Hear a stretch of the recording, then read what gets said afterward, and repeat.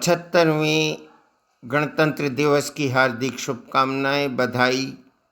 आज हम अमृत काल में हैं।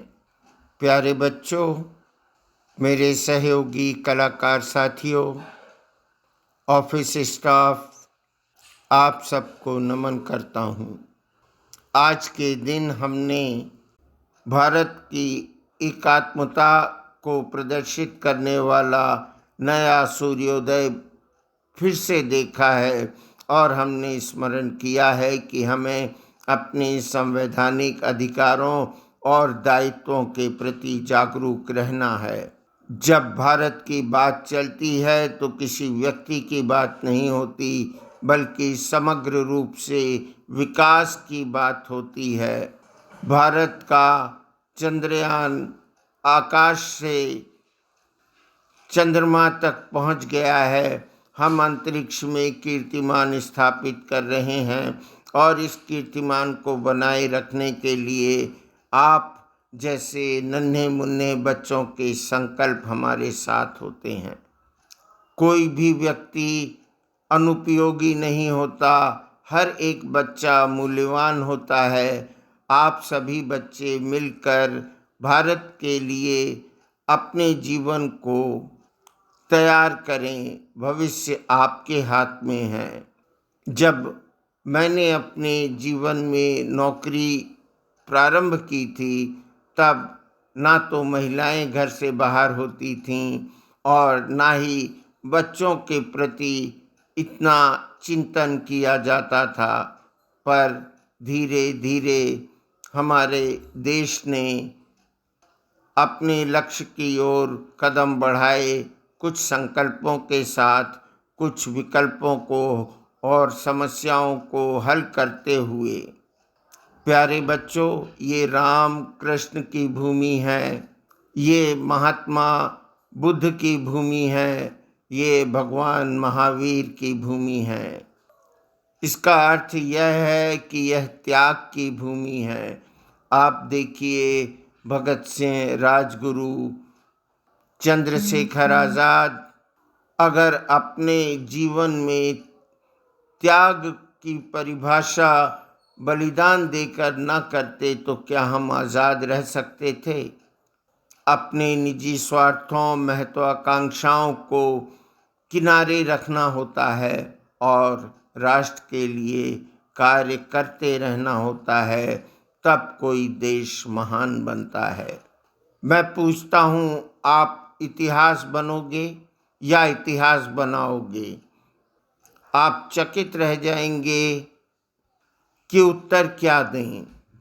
सरल शब्दों में मैं आपको बता दूं कि इतिहास तो सब लोग बन जाते हैं, कोई भी बन जाता है, लेकिन इतिहास रचने वाला महान होता है। जैसे रानी दुर्गावती, अवंतीबाई और मेरे प्यारे प्यारे बच्चों, आप भी इतिहास बनाओगे। पुरस्कार के पीछे मत दौड़ो, पुरस्कार आपके पीछे दौड़ें। ऐसा कुछ कर दिखाओ। मान सम्मान की लालसा, प्रथम आने की कामना, प्रतिस्पर्धी भाव हमें पराजित कर सकता है, लेकिन हम यह सोच लें कि हम भारत के लिए काम करेंगे। हम हारें या जीतें, हम विजयी हों या हमारा बलिदान हो, हमें काम करते रहना है। हमें अपनी संगीत, कला, साहित्य, संस्कृति को जीवंत यानी जीवित रखने के लिए हमेशा काम करना है। पिछले 9 वर्षों में संभागीय बाल भवन जबलपुर ने कई कीर्तिमान स्थापित किए हैं। हो सकता है कि यह मेरा अंतिम भाषण हो, परंतु आपको याद रखना होगा कि हमें अपने संस्थान की गरिमा और संस्थान का गौरव बढ़ाने के लिए काम करना है। तभी हम अपने राष्ट्र के गौरव को बढ़ाने के लिए काम करेंगे। श्रेष्ठता कभी भी अंतिम नहीं होती, श्रेष्ठता अनंतिम होती है, लगातार होती है।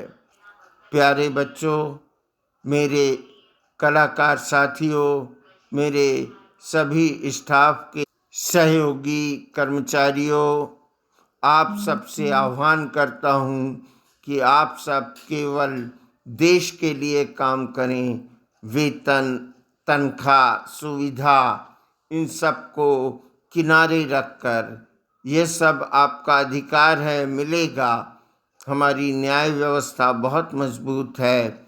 हमें देश के लिए काम करना है। अपमानित भी होना पड़े तो स्वीकार्य है। कोई फर्क नहीं पड़ता कि आपको प्रशस्ति पत्र नहीं मिला या सम्मान पत्र नहीं मिला।